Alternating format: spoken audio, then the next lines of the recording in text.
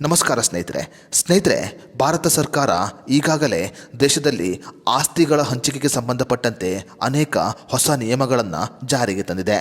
ಇನ್ನು ಭಾರತ ಸರ್ಕಾರ ಜಾರಿಗೆ ತಂದಿರುವ ಹೊಸ ನಿಯಮಗಳ ಪ್ರಕಾರ ಒಂದು ಆಸ್ತಿಯಲ್ಲಿ ಗಂಡಿಗೆ ಎಷ್ಟು ಪಾಲಿದೆಯೋ ಹೆಣ್ಣಿಗೂ ಕೂಡ ಅಷ್ಟೇ ಪಾಲು ಇದೆ. ಹೌದು ಸ್ನೇಹಿತರೆ, ಪಿತ್ರಾರ್ಜಿತ ಆಸ್ತಿಯಾಗಿರಬಹುದು ಅಥವಾ ತಂದೆ ತಾಯಿ ಮಾಡಿಟ್ಟ ಆಸ್ತಿಯಾಗಿರಬಹುದು, ಗಂಡಿಗೆ ಎಷ್ಟು ಪಾಲಿದೆಯೋ ಹೆಣ್ಣಿಗೂ ಕೂಡ ಅಷ್ಟೇ ಪಾಲು ಇದೆ.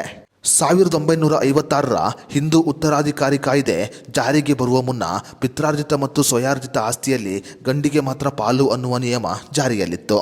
ಆದರೆ 1956ರ ಹಿಂದೂ ಉತ್ತರಾಧಿಕಾರಿ ಕಾಯ್ದೆ ಜಾರಿಗೆ ಬಂದ ನಂತರ ಗಂಡಿಗೆ ಆಸ್ತಿಯಲ್ಲಿ ಎಷ್ಟು ಪಾಲಿದೆಯೋ ಹೆಣ್ಣಿಗೂ ಕೂಡ ಅಷ್ಟೇ ಪಾಲು ಇದೆ ಅನ್ನುವ ನಿಯಮವನ್ನು ಜಾರಿಗೆ ತರಲಾಗಿತ್ತು. ಆದರೆ ಹಿಂದೂ ಉತ್ತರಾಧಿಕಾರಿ ಕಾಯ್ದೆಯ ನಿಯಮದ ಪ್ರಕಾರ ಈ ಕೆಲವು ಆಸ್ತಿಯಲ್ಲಿ ಮಹಿಳೆಯರು ಅಂದರೆ ಹೆಣ್ಣಾದವಳು ಯಾವುದೇ ರೀತಿಯ ಹಕ್ಕನ್ನು ಪಡೆದುಕೊಳ್ಳಲು ಸಾಧ್ಯವಿಲ್ಲ.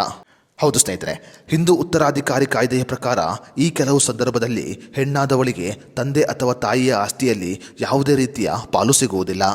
ಸ್ನೇಹಿತರೆ, 1956ರ ಹಿಂದೂ ಉತ್ತರಾಧಿಕಾರಿ ಕಾಯ್ದೆಯ ಪ್ರಕಾರ ತಂದೆಯಾದವನು 1956ರ ವರ್ಷಕ್ಕೂ ಮುಂಚೆಯೇ ಸಾವನ್ನಪ್ಪಿದ್ದರೆ ಹೆಣ್ಣಾದವಳಿಗೆ ತಂದೆಯ ಆಸ್ತಿಯಲ್ಲಿ ಯಾವುದೇ ರೀತಿಯ ಪಾಲು ಸಿಗುವುದಿಲ್ಲ.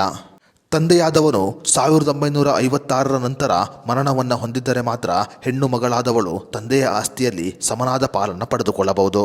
ಆದರೆ ತಂದೆಯಾದವನು 1956ಕ್ಕೂ ಮುಂಚೆ ಸಾವನ್ನಪ್ಪಿದ್ದರೆ ಹೆಣ್ಣಾದವಳಿಗೆ ತಂದೆಯ ಆಸ್ತಿಯಲ್ಲಿ ಯಾವುದೇ ರೀತಿಯ ಪಾಲು ಸಿಗುವುದಿಲ್ಲ. 2005ನೇ ಇಸವಿಯಲ್ಲಿ ಹಿಂದೂ ಉತ್ತರಾಧಿಕಾರಿ ನಿಯಮದಲ್ಲಿ ಕೆಲವು ತಿದ್ದುಪಡಿಯನ್ನು ಮಾಡಲಾಗಿತ್ತು. 2005ರ ತಿದ್ದುಪಡಿಯ ಪ್ರಕಾರ 1956ರ ಮೊದಲು ಮರಣ ಹೊಂದಿದ ತಂದೆಯ ಆಸ್ತಿಯಲ್ಲಿ ಹೆಣ್ಣಿಗೆ ಯಾವುದೇ ಹಕ್ಕು ಇಲ್ಲ ಅನ್ನುವುದು ಸ್ಪಷ್ಟವಾಗಿದೆ. ಹೆಣ್ಣಾದವಳು ತಂದೆ ತಾಯಿ ಆಸ್ತಿ ಅಥವಾ ಪಿತ್ರಾರ್ಜಿತ ಆಸ್ತಿಯಲ್ಲಿ ಪಾಲನ್ನು ಕೇಳುವ ಮೊದಲು 1956ರ ಹಿಂದೂ ಉತ್ತರಾಧಿಕಾರಿ ಕಾಯ್ದೆಯ ಬಗ್ಗೆ ತಿಳಿದುಕೊಳ್ಳುವುದು ಅತಿ ಅವಶ್ಯಕವಾಗಿದೆ.